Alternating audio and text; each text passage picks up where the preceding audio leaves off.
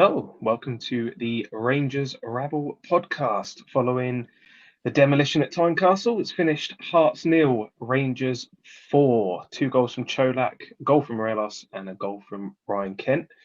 Joined today by Marvel's newest superhero, the Human Omelette. How are you doing? Eggy, mate, eggy, And eggtastic. Care, how are you doing? After the performance I've seen, I'm quite happy. Great stuff. Yeah, guys, don't forget, as always, please like and subscribe. Get all your comments in. We'll bring a few up as we go throughout. And as always, we're sponsored by Zenith Coins. RR10 at the checkout there. You can get some fantastic gear there. So, straight into the game. We covered a little bit on the halftime show that you weren't on, Care, but I'm busy meet with Ross. no, that's what I'm saying. We covered a bit that you weren't on. All right. But I tried not to go through it like sort of piece by piece. So I guess we can sort of start again for you. Start off. It's hard to say we start off quite defensively when we score in sort of 5 minutes, but we were a bit, I thought, slack at the start. Hearts sort of a few scrambles around our area, but then we sort of get up the pitch, and yeah, the first real thing that happens in the game. A delightful Kent cross and Cholak. Kent, I think, is good at crossing most of the time. So is this just what he's been missing? Someone like Cholak in the box to put these away with a wonderful finish? I think Cholak's movement's really good in there. He knows when the ball's coming. He had a penalty box play. We can see that the way he finishes, and he just like Alan McCoy said in commentary, it was slightly behind him, but he adjusted his body really quickly, and the header was superb because he's has to stick it into a place to get by Craig Gordon. I thought it was a great finish, but he set up, didn't he? Win the ball. He passed it out wide and he made it into the box and he got to end it. So that's the type of player he is, and we all know if he give him chances, he puts the ball in the net. That's what we're bought him for. Yeah, you maybe have other things to the game, maybe what he talks about, but that doesn't bother me. See if he can score his 20 goals a season, which I think he will easily. I think he's a terrific player. And you need somebody like that up front. You need somebody who you can rely on. They maybe have only 2 or 3 chances a game and they're going to score maybe 2 or 3 chances a game, because it doesn't really. You never really see him missing sitters or anything like that, do you? He's always there and he's get dead composed. Whereas in the second half, I've seen Alfie miss it when it came across. Yeah, it might have been quick coming across to him, but he should have done better. But Cholak puts that in the net because in front of goal, that's what he's paid for and that's what he enjoys to do. And that was a great finish. Yeah, and Walter seems to be following your sort of tactic here, Ross. Said 2-0 Hearts yesterday. Gio Saka. I'm going to predict it every week. Hopefully, similar to your Matondo prediction. But just back to Cholak there. You've already mentioned it before. Just unbelievable striker, unbelievable penalty box striker. The day I think he showed that he's not just a penalty box striker. I think if you get players up round about him, Stu, he does the link up play as he showed for his own goal. He defends well at corners, which we've missed since Aribo left. He also was getting involved. He was getting filled just inside their half as well. I think folk are really underestimating how good an all-round striker this guy is when you play in a formation which helps him. And that doesn't mean having two up front. That just means getting players up to support him that he can play off of. I honestly think he's a cracking player. He's every bit as good a finisher as Jermaine Defoe is for Rangers. There you go. That's a bold statement, isn't it? I thought you were going to say someone else, and I was just about to call you out. But yeah, no, I'll take the five. You said it in the halftime show. It was a very similar sort of finish for the second one. Fuel on Cage. Thank you very much for the super chat. Antonio Cholak, better than Jesus Christ. There you go. We'll swiftly move on without any comments. But yeah, just echoing there what Ross has said. We've been calling out. It's not just a penalty box striker. He can do other stuff, but we've just been calling out for this guy that when he's in front of goal, the ball's going in the back of the net. Just calling for somebody who's very composed, doesn't he panic, doesn't he maybe. He knows if he needs to take a second touch. He knows if he has to hit it first time. He positions his body before the ball gets to him. He's just so composed, and that's what we like. Yeah, and people talk about Morelos, who maybe has other attributes to his game, but in the squad now, Cholak's the best finisher we have. So if he's banging the goals in, he stays exactly where he is and he stays starting every game. Doesn't matter who we're playing, because sometimes against European games, maybe we'll get 1 or 2 chances, but if he's in the box, he's going to finish it. Yeah, 100%. And again, Ross, we've already touched on a few of the things in the first half, but we'll just sort of skip forward a little bit to while we're on Cholak, I guess we'll just go back into that second goal again. Rabin Matondo, he was a bit quiet, I think, throughout the game. But the first time with that wonderful ball out from Lindstrom, takes the ball down really well. First time he's really one-on-one with a guy and actually comes inside, which surprised me. Little reverse pass, and then, like you said, that sort of Defoe run from Cholak and the finish, and it just echoes it like what Cholak was doing today. I think just from winning the ball back to linking the play to finishing the chances, he was just man of the match for me. I don't know about you. That, for me, is just why I'm a tactical masterclass, because I did say to you before the game they would be encouraged to go in, we could get our wingers wide, and it stops people from doubling up on them. I did say if he tweaks it to make the two sitters more coverers to allow the wing backs to go forward, and I think that's what we've seen today. It allowed Kent a wee bit more space, it allowed Matondo a bit of space, and it gave Matondo space on the inside.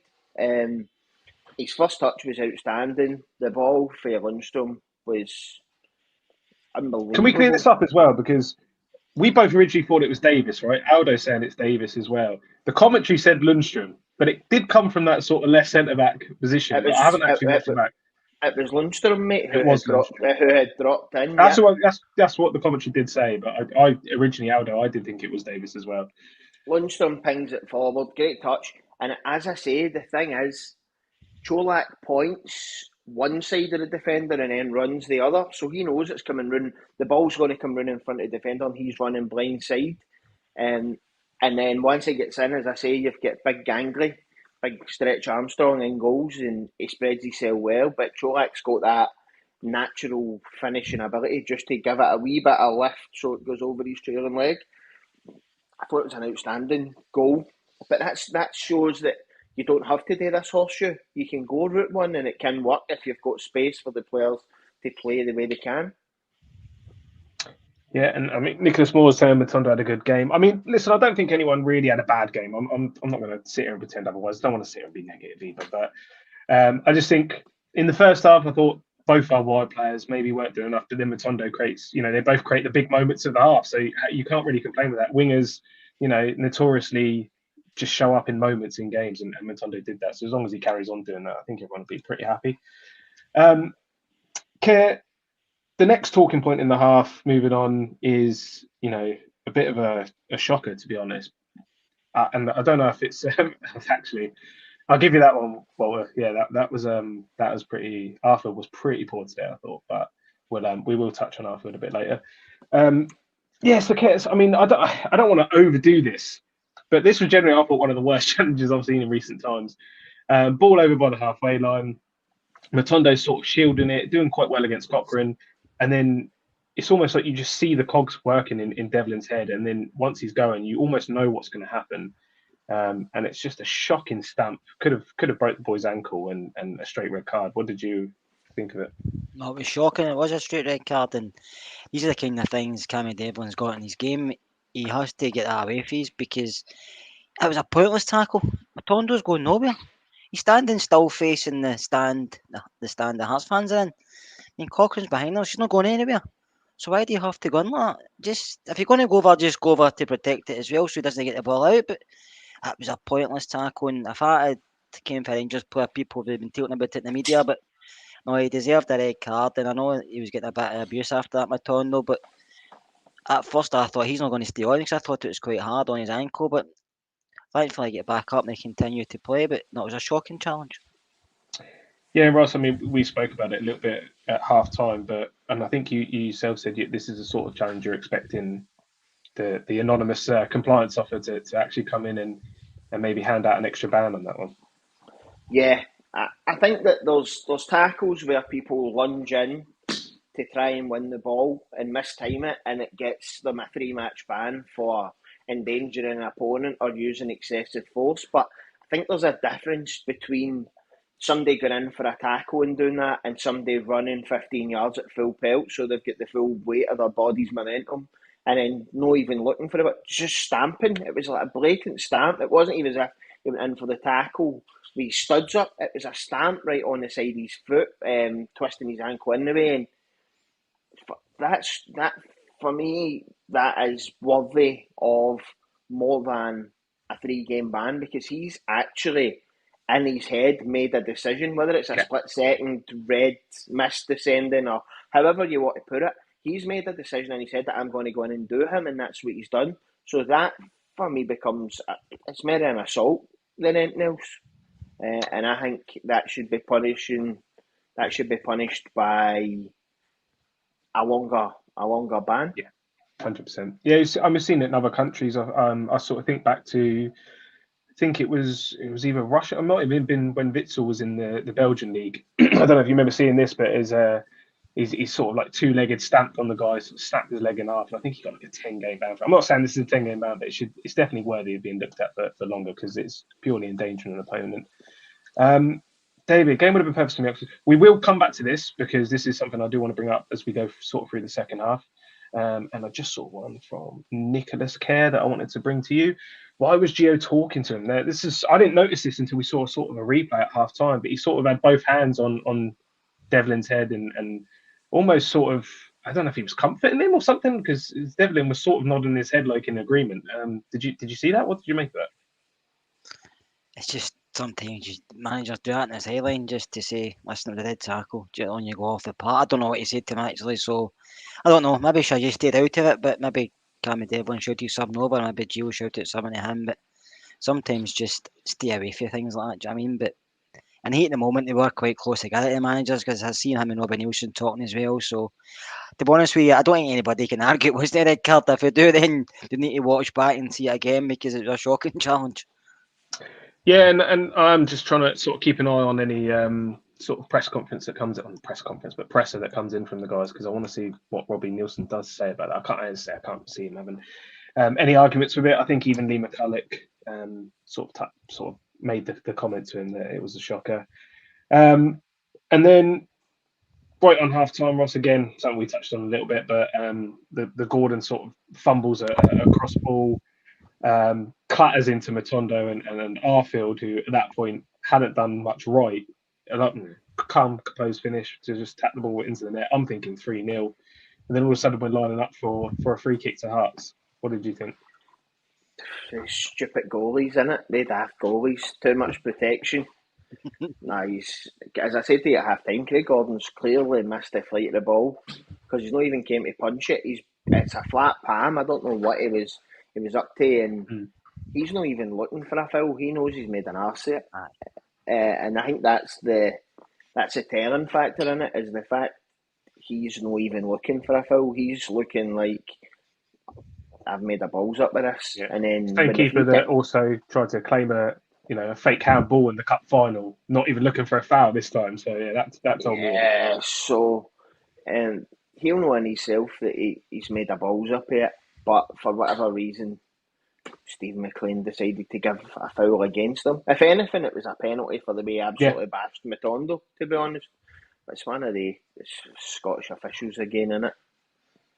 I think John Robertson said at half time, these are the type of times that when VAR comes in, that will overturn it, because he said it was a perfectly given goal. So he said that there's no foul at all, and that was coming from John Robertson. So he's right. He just lost the flight of the ball. I don't know what he was doing, and Matondo was even looking at him, and he fell into the back of him. So, like Ross says, goalkeepers get protected sometimes too much. Yeah, and that's hopefully sort of the thing that VAR is going to solve. I just wanted to bring up quickly. So they've had a quick comment from Gio. He said, we started really well. First 2 goals made it easy for us because they had to come out. After the red card, we controlled the game, scored 2 more. Overall, really happy with 3 points, 4 goals and a clean sheet. On Cholak, he said his performance today was really good. Another 2 goals for him. Really positive that Morelos and Kent scored because we need goals from all over the team.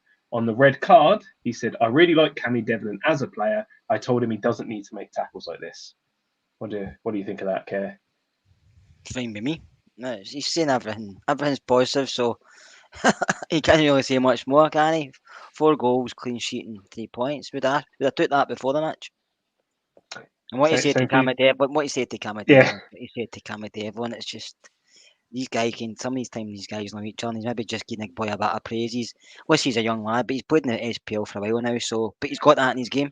It's not the first time he's jumped into tackles. No, definitely not. And so we go in half time then, 2-0 up, down to 10 men. We're hoping for a nice easy ride then, and I think that's what we did get. Just before I touch on the subs, Ross, something you brought up sort of after we finished up the pre-match pod.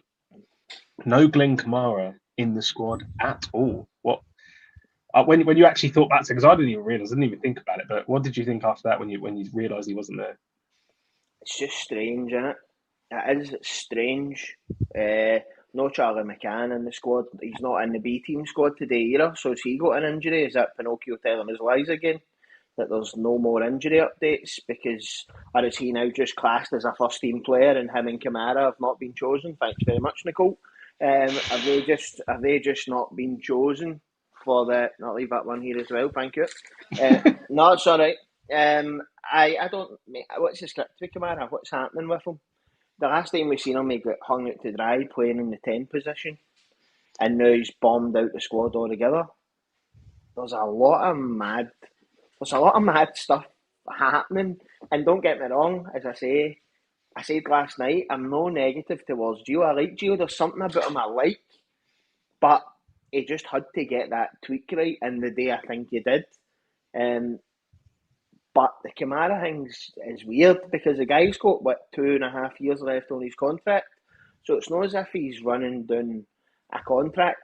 And if he's not playing, you would think that would depreciate his value. So I don't know what the script with that is. Is it maybe something to do with the racial abuse he got when he was playing with Finland again? Is his head maybe not in it? That could be an issue. But it was definitely interesting. It's one of the ones you just expect his name to be on the team sheet, and it wasn't until I kind of looked at it off air that I had a wee look. Excuse me. I had a wee look and thought, no Glenn Camara, that's strange. Yeah, I mean, someone else brought up as well what Ross just said there. It could have been the issues that Finland have mentioned. I don't think it's going any further, but it seemed to, they're pretty confident that it happened. And I don't think we'd have any reason to doubt it. But are you still surprised maybe not to see him there? Because with Liverpool coming up, Camara is, someone that is trusted a lot of the time in these European games. To be honest with you, I'm not surprised, no. I don't think he's been playing well enough, and so he probably, if he's maybe been a squad, but he wouldn't be starting for me. But I think just his issues off the part have maybe been troubling more than me, And I don't know if he maybe got an extra day or two off as well after the thing on international duty. I'm not sure, but I think there's more issues than just that right enough for Glenn this season. He just doesn't seem the Glenn Camara we know, and I don't know maybe if he's regrets signing a new deal. I don't know if he maybe wants away for a personal, or maybe if he's just going through something, it's personal stuff, and that's why he's not really been playing that well this season. I don't really know, to be honest with you. I just feel there's something there. If he can get back to where he was, obviously we'll want to play with Rangers, but if there are issues, then I think he's probably better being away for the team till he can fix these issues out. But I don't think the way he's playing, he deserves to be anywhere near the first team squad. No, I mean, someone just put out a very good point here as well. Camara was sort of off the scene prior to the PSV game and come back and was absolutely excellent there. So just back to the game then, Ross. Half time, Stephen Davis and James Sands come on for Ryan Jack and Ben Davies, who I have to say, I thought Ben Davies was really, really good in the first half. Did everything he needed to do, looked pretty good on the ball as well. So bit of a surprise to sort of see him taken off that early and not get sort of 60, 70 minutes. You just hope that he's took him off because he was on a booking. They're down to 10 men. There's no really any risk. You hope it's no anything to do with his injury and a recurrence of that, because he was solid. Again, my issue is when you're taking him off, they're down to 10 minutes. The perfect time to give Leon King 45 minutes in his natural position when you know you're going to control the ball for the second half. So that there's so many mixed messages come at the club about player pathways, and again, the day his pathway into more first team minutes is hampered by playing James Sands, and that to me, I hope that's a sign that Ben Davies was more the booking due to an injury, because obviously Sands can't play on Tuesday night, so you'd have hoped that King would have got 45 minutes. Yeah, okay. I mean, is that a case of, Sands is suspended and we didn't want to risk bringing Leon King on and losing another centre back, particularly someone in the group chat mentioned, he might still have had a niggle from international duty, which I don't know why he'd be on the bench if he did. Yeah. But I agree with Ross. I don't see why King's not been brought on in that situation, because you as well as Sands has done, and I do like Sands, you're still putting him out of position at centre back, and it almost we potentially bring Ben Davies off because he's on a yellow card. Sands almost, I mean, it wasn't a foul in my opinion, but if Shanklin goes down when he sort of tugs him back with that long ball from Gordon, he could be walking. Do you know what I mean? Like he sort of gets caught out a lot from that sort of situation. So were you maybe surprised as well that King didn't come on? Yeah, I thought if he took Ben off, he should have brought Leon on. But I thought Ben played well. I thought he gives a better. I thought we looked better when Ben's there because he's left-sided. We've got a better shape about us. I thought he played really well, to be honest with you. But you've noticed that, see, when James is playing at centre back, Borner never tucks in enough for me. And he always leaves James Sands one on one, doesn't he? And I think Sands he's not the fastest, and he does pull a lot with his arms and his hands, and he's been lucky a few times. But unless Gio's just automatically thought now, like, James Sands isn't a defensive mid, he's one of my centre backs. Unless that's the route Gio's going, he just feels, well, if I'm keeping Ben for midweek, so I'll bring in James because he's the other boy I like to bring in. I don't know. But I'd like to see Leon go on at half time. So I would have and I thought the other change, Ryan Jack. I thought Ryan Jack played okay, but maybe it's just too much football, and maybe just saving him for midweek as well.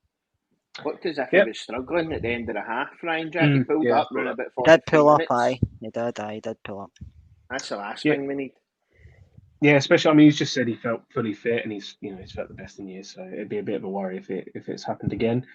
So we start the second half for us, and I think I don't want to act like I'm going to be all negative here, right? Because I think we didn't start the second half that well, in my opinion. I think we ended the second half really well and we looked very good. However, I'm going to touch on the negative things first, then I promise I'm going to come to the positives.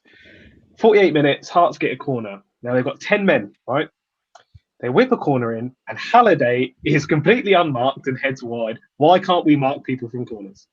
But if you watch the replay, so he was marked by James Tavernier, who Andy Halliday just upped his run and Tavernier sprinted away past him and left Halliday, who is 5'9" or something, in the middle of the box himself.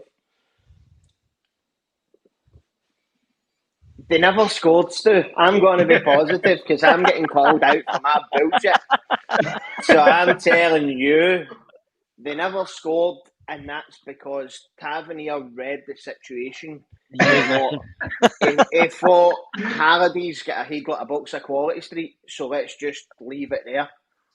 So in a positive way, it was actually great defending with Tavernier because he bought us a goal kick rather than risking it. Yeah, I'll go with that. So we move on a little bit, Care. I thought, we were sort of just maybe, I mean, it might have been Gio's tactics, to be honest. We might have just been waiting for Hearts to tire a little bit because even with 10 men, I thought they tried to ramp it up a little bit. And maybe that was the plan, to just sort of pass them out until, we could then make it count with the quality that we have. And around the hour mark, we do start doing that just after the sort of Sands instance with Shanklin, which, as I say, I don't think there was anything in it. But I think if Shanklin goes down, he potentially gives the ref a decision to make. But Morelos gets the ball out wide from Matondo on the break. I said as soon as he gets this, I said to my missus straight away, I was like, he'll shoot it. Just 4 people in the box, he'll shoot it. And he shoots wide. Can you blame him for that, though? Is a striker wants goals, right? And as much as I want my players to link up in the box and have a tap in every day of the week, you can't begrudge a guy shooting when he's in the box. Listen, we've seen Alpha outweighed a few times and he usually shoots, doesn't he? And 90% of the time it doesn't even go anywhere near the goal. We've seen him hit the goal a couple of times, but he's just on it. He just wants to try a shot. But I thought he actually done okay when he came on. I thought he linked up well. I thought his movement was good. He took his goal really well. He did miss one at the end, which he should have scored, but I thought he played well when he came on. I thought he looked a bit of fire back in his belly, which he's been missing, but he's probably frustrated not getting game time. He probably knows he's not going to start because the boy in front of him scoring goals, Mr. Cholak. So I think he knows he needs to perform to even get anywhere near coming on as a sub. But no, I was happy he came on and done well and scored. Yeah, and Ross, I mean, I just want a few people in the comments saying Boyd thinks we're going to go to a back three against Liverpool, and a lot of people sort of agree that that could be a great chance to get Cholak and Morelos in together.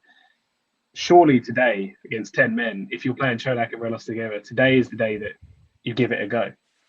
If we go 5 at the back via Liverpool, we're going 4-5-1, 5-4-1. Sorry, don't kid yourself. There's absolutely no danger he's going to go 2 up top against Liverpool at Anfield. When he looked at you as if, in the interview when he was asked about the two of them playing together, he looked at the interviewee as if he had 2 heads. It's no his game. It's no his game, mate. It's no. We've done the old back three thing a few times in Europe. I think we've actually done it in the league a couple of times as well, and it's never led to us playing 2 up front. No. What it leads to is 3 sittles, and then you're 1 in front. Rather than 2 sittles, we play with 3. So as much as I hate being branded the negative one, I would say that's a negative. There's no chance he'll play 2 up front against Liverpool. No chance he'll play Morelos, but before. Yeah, Cholak. I was about to say, yeah. I think if anything, Morelos has probably got more of a chance in this game.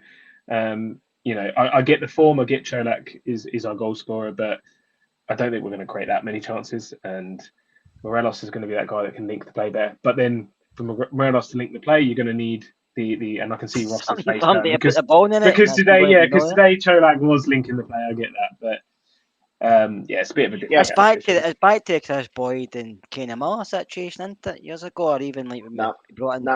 It's very similar, Ross. As Chris Boyd never done any of the stuff Cholak does apart from put the ball in the net. Cholak does the pressing. Cholak does the linking up. See if you get players up next to him, he'll do it. The same as Morelos. Very similar. Walter always played Camara in games he thought we were going to be under the cosh more, and in games we thought he would score goals, we would play Boyd. And I think Gio might go with that. Cholak will score goals, but in other games, seen it against Napoli, he went with Alfie.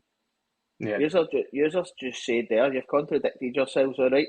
Because you have just said there, you're not going to get many chances. Cholak had 2 chances a day, 2 touches in the opposition box, 2 shots on target, 2 goals. I know, Morelos, but you know what I mean. I don't. If you're only getting 2 chances, who do you want in the box? Do you want Cholak hitting them, or do you want Morelos hitting them? Of course, you want Cholak in that situation. Well, I'm just going with the way this man Gio thinks, and another manager have done it in the past as well. They'll go with somebody who can do have different attributes to their game. I think when we're out of possession for long periods of time, I think Morelos is that guy that, at least in Gio's mind, is going to help get us up the pitch. And I don't think with Cholak it would be as easy as it would be Morelos. And it might be completely wrong. You might play Morelos and he might be awful at it, and you might play Cholak and he might be great at it. We don't know. But I think from Gio's thinking, it would be Morelos in the European games, especially against teams like Liverpool. But it's not the Liverpool pod, so we'll come back to Hearts for a second. So 75 minutes, 15 minutes to go. We're still 2-0, and I was a bit frustrated at this point because I thought there was a chance for us to go and sort of show ourselves and get some goals, and then thankfully we did. But just before that, Tav started to get a lot further forward, I noticed, than he did in the first. I mean, by the end, he was almost a striker. He was literally just hanging about, waiting for a goal. But a little dink cross to the back post. Kent comes across with a header. Tillman just can't adjust his body to sort of get it in, but we sort of recycle the ball after that, back into the box. And Tabs again is there just playing as a forward, but a nice little touch off to Morelos and an emphatic finish. It was a really good finish, but I thought Tab might have hit it. I thought it sat for him really good to hit, but he obviously put it back into Alfie, who just smacked it into the net. But Tab was getting forward more in the second half, and I like him up there because he does cause issues, he causes problems, and he links up the play well, and then he can score as well. So I like him for up the part, Tavernier. But I thought Alfie deserved his goal when he come on, and I thought it won with Ryan Kent. I thought Tillman just missed it because I don't know if Craig Gordon got a slight touch to it. Yeah, might have, yeah. Yeah, and Ross, I mean, Alfie, he's obviously had his issues, but he come back. He looked like he wanted it today. He looked like he was more of a team player today. And if you get in that Morelos, then we've got two great strikers. He needed a goal. He needed a goal because he's out in the cold. He needed to get a goal, and the goal he scored was just a cracking Morelos finish. Smashed it, goalie no chance, and that's what Morelos can do. He said 3 chances, one miles away, one he's screwed by the post. You already spoke about the one in the last minute. He's 4 yards out and puts it by the post, and the one he smashes in. So it just depends what you're looking for in your striker. If you're looking for a 1-3 man or a 2-2 man, it just depends what you're looking to play. Yeah, I mean, because it's always good to have options, isn't it? It's always good to have different options. They give you different things. Morelos isn't going to score the goals that Cholak scores, but he's going to give you different options. I mean, I don't know. Do you know why Morelos hates Hearts? Have you got any clue why he just really doesn't like him? 10-9 against them now. I'm not got a clue. Sometimes you just score against teams, don't you? And you see when he was celebrating, when he was scored, he was quite angry when he was celebrating, wasn't he? I think that was just frustration, but I don't have a clue. Maybe he gets abuse. I've not got a clue. Maybe, I don't know where he gets abuse from. I don't know if he gets it for Rangers fans or for Hearts fans, but no. I just think he done well with it, but he needed a goal, didn't he? You can see he needed a goal because I think that was more a relief off his own back than it was anything else. And he has to put in performances now because he's been through the media in a few weeks with his off the field stuff and the stuff with Gio saying he's slacking here and no interested and stuff like that. So he has to start putting in performances because at the end of the day, we're paying him a lot of money. We don't pay him a lot of money to sit in the stand or sit on the bench. We pay him a lot of money to perform in the park. So he has to start pulling his weight. Yeah, definitely. And I've got so much more I want to cover with all of the players really, but I just had to write this one down because just after the goal, Ross, ball into the middle of the pitch. It's a bit loose. It's a bit short. Peter Herron comes flying into a challenge, and John Lindstrom, sort of proving why he's the silky scouser, does a lovely little dink over the top of him, and then a ridiculous back heel, and just what a man, eh? What a man. Lindstrom is great, but it's easy to turn it on the second half against the Hearts team that are down to 10 men, mate, who have been chasing the ball. So, listen, positivity ripping right out me. I hope that this is the kick-off to us now going on a run where we can perform like that week after week after week. I did say last night on the pod, I think this was our hardest game between now and the World Cup, and that's given the Champions League is gimmies. Yeah. What happens in them happens in them. You're not expected to do anything. So we've put ourselves in a position now where see if we can keep up that standard. I'm looking at us going on an unbeaten run between now and the World Cup. If we play like that every week and find our consistency, no matter this just sitting back. See if we play the two sitters, but Tav and Borna have got the brakes off. And Borna's another one we could touch on because you've got a £5 million player sitting on the bench. We will. So right, that's good. So hopefully we've turned his smoke my draw says in the comments.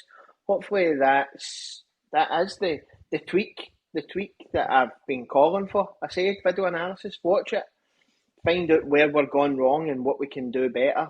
The horseshoe's not working, so find something different. And I don't think there was much horseshoeing the day.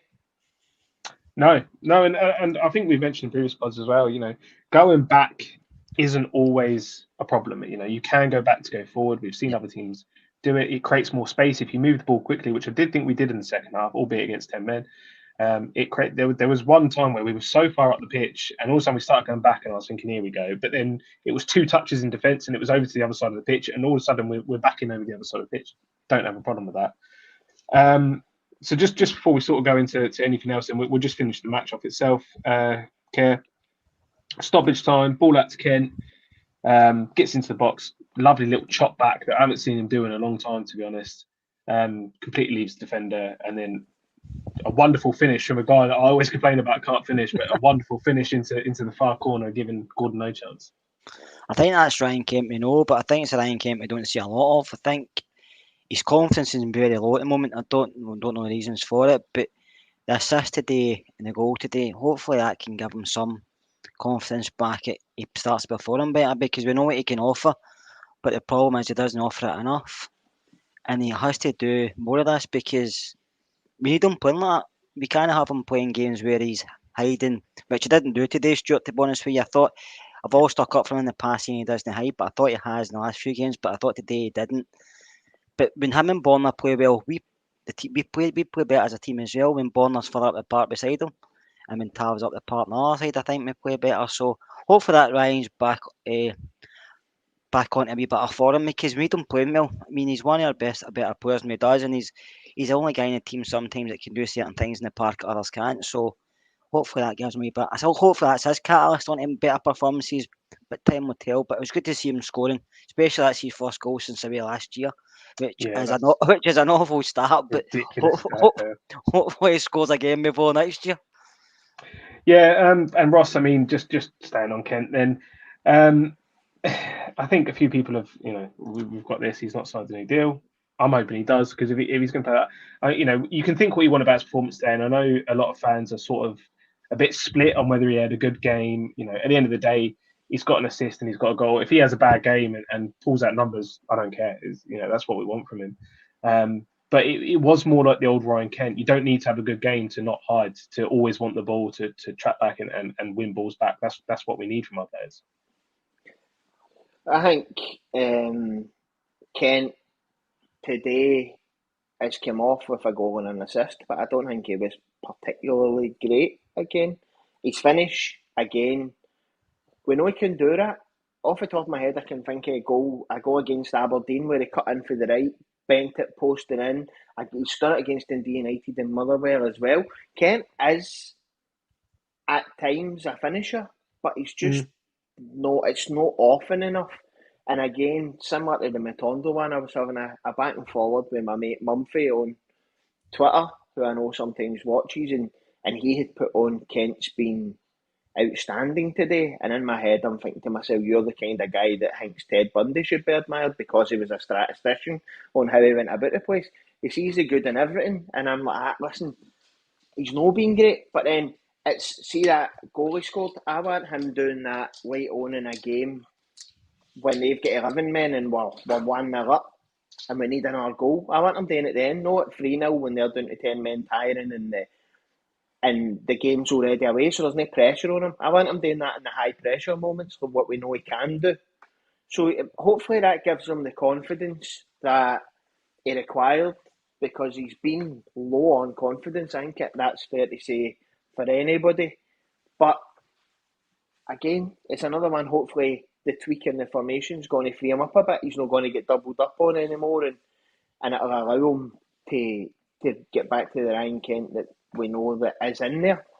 As I say, I'm his biggest fan, but I can also admit when he's been off the boil for the last 12 months. So hopefully this is him starting to step back into the player we know he can be. Yeah, I mean, this is the beauty of football, right? With opinions and how everyone watches a game and everyone sees it differently.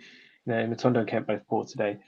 I've seen loads of people say Matondo had a great game. Loads of people say they didn't think he was good. Loads of people say Kent had a poor game. Loads of people say Kent had an excellent game. That's the beauty of football. But just sticking with Ryan Kent, I mean, we know how much talent he has, and especially when we're going to go to someone like Liverpool and play at Anfield on the break, he is going to be pivotal, and maybe even Matondo if Matondo plays, because he's got that electric pace. So how important is it, A, that we get Kent back up to what he can be, and B, off the back of that, how important is it that he sort of commits his future in a way, like whether that's staying or going, just something, because I think we saw it with Goldson last season where it almost looked like it played on his mind a lot that the contract was coming to an end and he was getting asked every interview about it. Kent's not being asked about it just yet, but can that have an impact on him?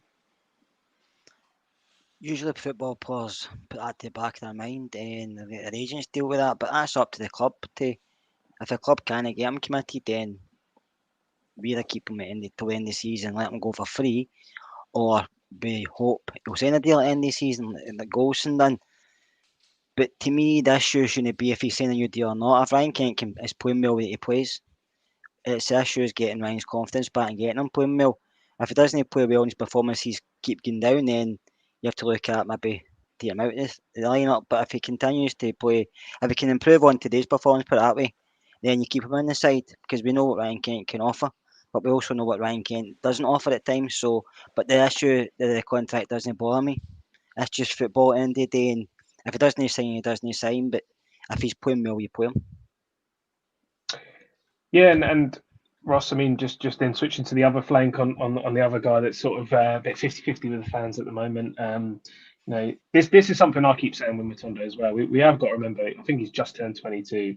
There's plenty more to come from him, I think, personally. You can see that he's got something. Whether or not it's shown right now, that's up to debate. But I think I know we keep going on about how we shouldn't really be going through all these projects at this time, but I think he is a bit of a project, but one that could sort of reap the benefits if we stick with it. I think I said before, I think he is a player. I think there's obviously a player in there. Players don't go for big money moves at such a young age if there's no talent there. He's, by all accounts, he seems to be a left winger who cuts in on his right. So is he this year? Is he the parachute when Kent leaves next year? Will he go to the left? Is this his bedding in year? And that is the project.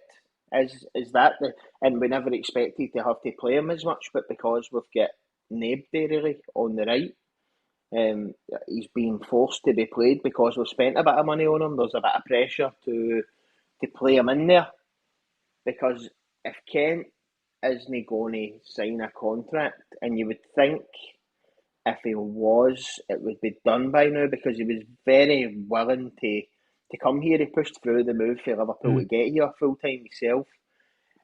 I think there's a chance that Matondo could be a first choice left winger as of January, because I don't think we'll allow the Goldson situation to come up again. And I think if Kent hasn't signed on by January, we'll sell him for a nominal fee probably. Yeah, that's perfect segue, Ross. So thank you for that.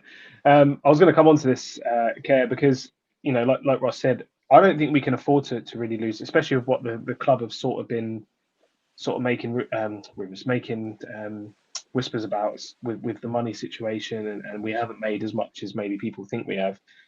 We can't really afford to lose players like Kent for absolutely nothing. But that equally, we've got Alfredo Morelos, who is also a massive player for us, and one that I think would be very hard to replace. Although we haven't had the best Alfredo Morelos in a while, the best Alfredo Morelos is ridiculously hard to replace. So we've got two players coming up to the end of a contract now. What do you think we do in January if they both haven't signed? You can only sell a player if one, somebody wants to buy them, and two, if they want to go. If the two of them dig their heels in and say, no, I'll wait until end, I'll sign a pre-contract with somebody, but stay till the end of the season, so they get the sign-on fee for themselves and the club gets nothing. You can't force somebody to leave. They're in the contract. Do you know what I mean? So it's going to be a tough situation, and come January, it could be cause issues, but that's what Ross Wilson's there for, and the board are there for. Neither offer him a new deal and say, sign it up.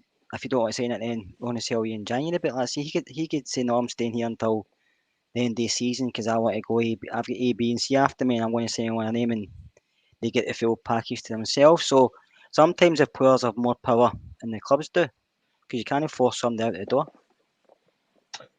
Yeah, sort of echoing those sentiments, Ross. Did you see someone said that they actually want you as our next manager? Just so you know, so that's Jason Kerr and Ali McCann confirmed as starting for Rangers every week.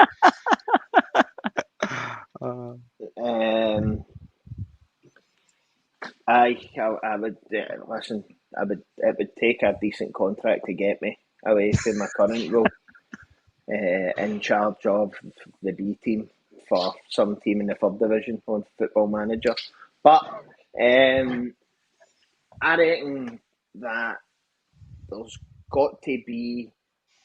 Goldson last year kind of broke the mould, because generally when a player runs his contract down, he's going to go. I don't think we can afford to take that risk. And I think looking at the Premier League and even the Championship, come January, if you can get a Morelos or a Kent on a pre-contract, Rangers would then go to the negotiating table and say, look, you're getting them next year, but could you not be doing them for 6 months and take a nominal fee?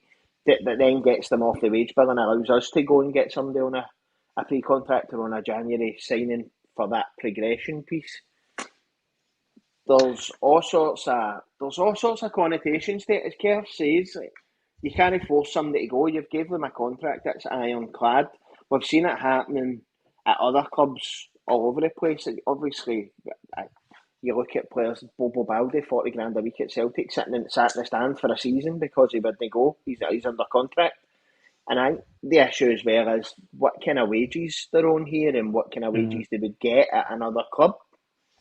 Because another club might not want to share out that signing on fee and then have to take over their wages 6 months early. It's one of the things that unless you're Ross Wilson or Van Bronckhorst or that panel who make up our transfer dealing team, then nobody really knows who's interested. I would imagine Kent and that will know what their options are already, because although tapping up shouldn't be happening, agents talk to clubs, that happens. Agents will put the feelers out. You'll probably find the feelers have been out for the two of them for the last 18 months to see what they can get and who's interested and is it worth signing another contract. So it's up to the players because they're under a contract, but for me, I would be actively trying to recoup some of the money and save the transfer fee if they sign pre-contracts in January and they're more or less seeing out 6 months, trying to avoid injury because they know they've got a new club to go to for pre-season. That 6 month, Ross, could be difference, but they either leave with a fee and get 250 grand signing on fee, or they leave at the end of the season as a freebie and get £1 million signing on fee. That's what the fit players think about. Do you know what I mean? And at the end of the day, it's their own personal interest. It's not to do with the club, not to do with us. It's what they do for themselves. But I also think if you're going to get any to them, I think Kane will have more suitors than Morelos will.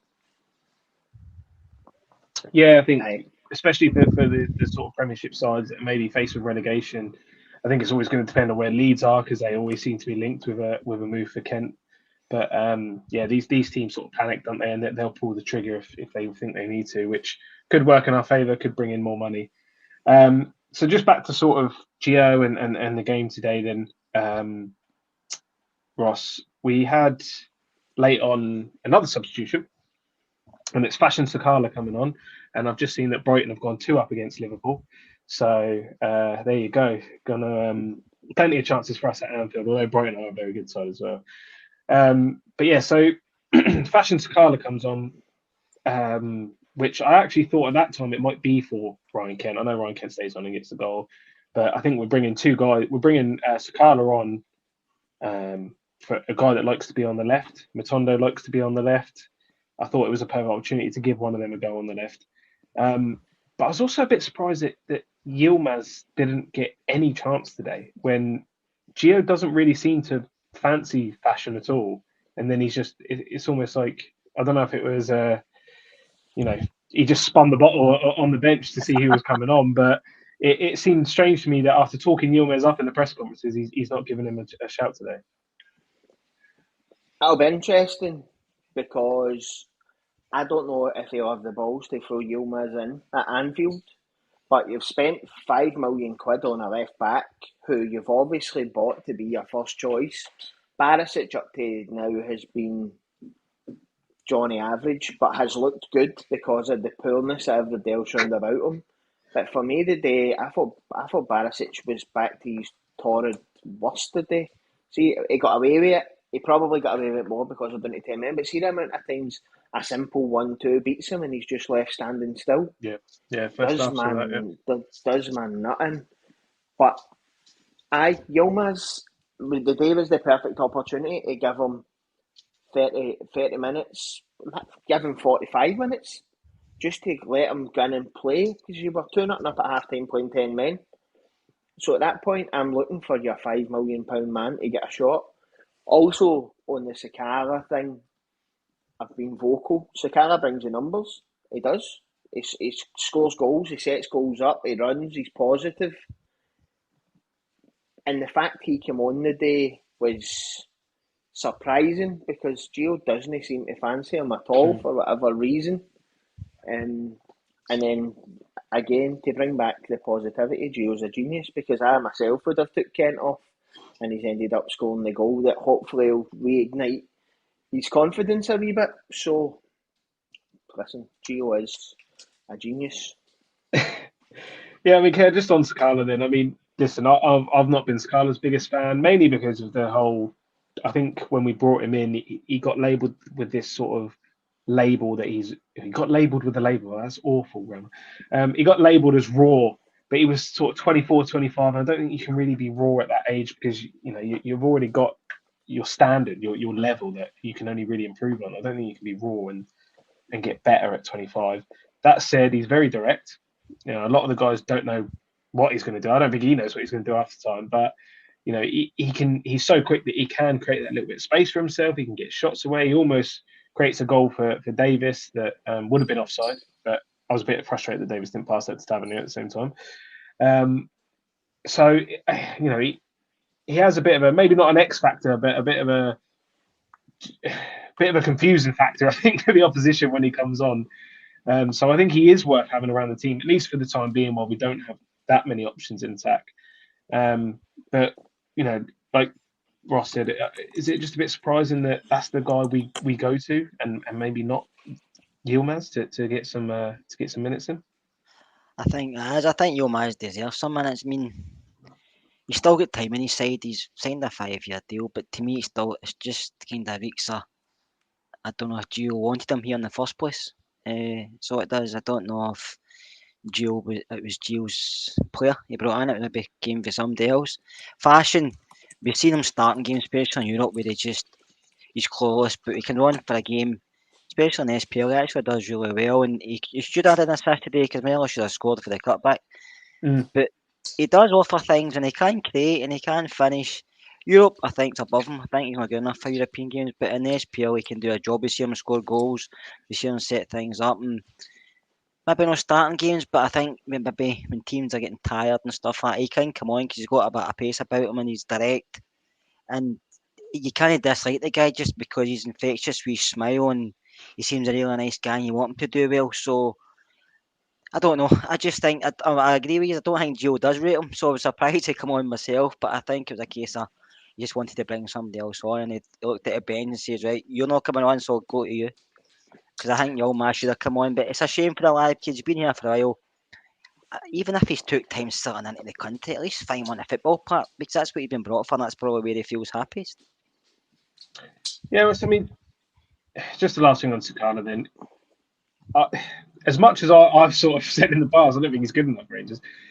It might be worth this guy having him around because he is, all things considered, and from what comes out of certain people, we don't know for sure, but he is a sort of cheap option. He's not on a massive wage at the club. He's got that electric pace. So he probably is worth having around as a squad player. I look at a Rangers legend, right? And Nacho Novo, who was very similar, erratic. Most of the time he didn't know what he was doing. And he played in a much better Rangers team than the one we've got now, and scored goals and made assists and missed sitters and riled people up, and he was like Marmite to the support. But he was given the time and the chance to go and play in that team. I think that you don't score 16 goals in the Belgian league if you're a diddy, right? I think that we can agree on that.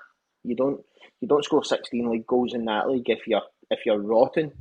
But it comes down to the manager. See if the manager doesn't fancy you. We've all seen players, we've all seen teams. If you've played the game, you'll have played with players who are brilliant, but the manager just doesn't fancy them, and that seems to be the case here. I think he's worth having about. Anybody? What did they score? 12 goals or something last season? Yeah, am I right in saying that? Yeah. So 12 goals for somebody who predominantly played off the bench, off the right or the left hand side. Never really got a shot through the middle. Scored as many goals against Celtic as Morelos has in much less games. So you can't tell me that the guy's not worth a shot. But that's my opinion. at the end of the day, the guy who's sticking the magnets on the team sheet board in the dressing room is Van Bronckhorst, and if Sakala's number's not on it, then there's no any point in us keeping going on and on and on about it, even though we love to, because we're not the guy that's getting paid to make the decisions. And what we are saying is based on a fan's opinion. He sees what's happening in training. But again, the wee guy looks to me like the type of person who gives his all every day on the training field. He looks if he looks after his cells, he's in peak condition. And do you know what? He's one of the wee guys that appreciates the life he's been given. Do you know what I mean? And I think that's what's infectious about him. See all his wee dreams don't die. And I remember when he first came, he posted a picture and it was like him, and he must have been like 16, 17, and he was still playing on mud parks back in Zambia or whatever. Like, so that wee guy is going to give his all because he just appreciates the life he's been gave. And I don't think you can have too many people like that about, because that's an example to younger players as well.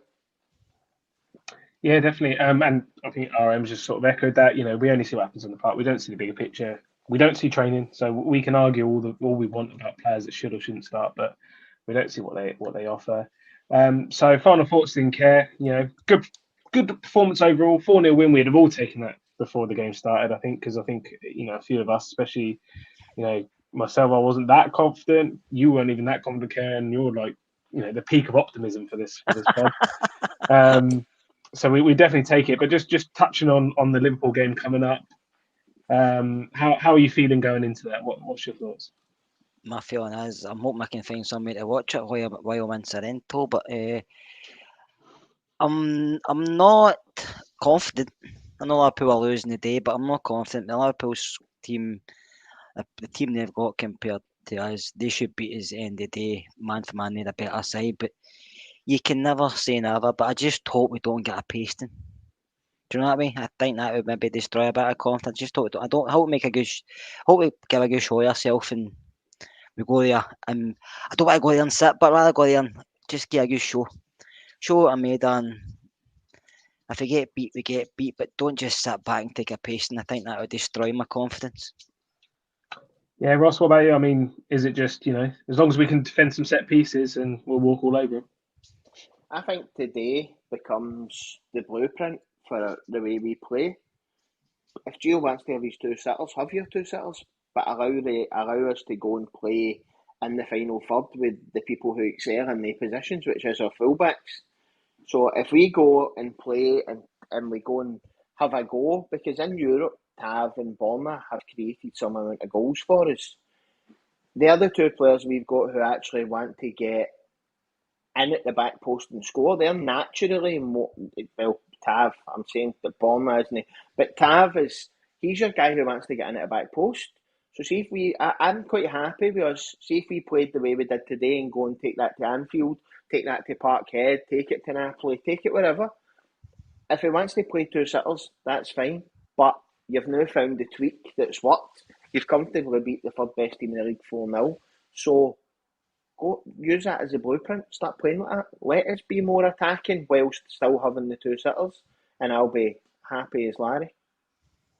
Yeah, that's a great point to sign off on. I think we'll leave it there. You know, we're back tomorrow, everyone, for the members show on a Sunday night, which is always good fun. So if you're not a member, become one because it's really good. You know, you get some little perks, so it's always worth it. But we appreciate you just sort of being along and watching anyway. I have also seen a few little bits in the comments, guys, and that everyone has an opinion. And they can differ from each other. It doesn't really matter if it does. As long as it's not abusive, as long as it's not, you know, you don't need to go after anyone after it. At the end of the day, we all support Rangers and we all want us to do well. You know, we all have some shocking opinions, and you know, Ross is the most negative guy on the planet, but we don't abuse people. So as long as we keep that up, then it's fine. Opinions that we never football. That's it. Nobody's right, nobody's wrong. But thanks everyone for joining us as always, and we will see you tomorrow.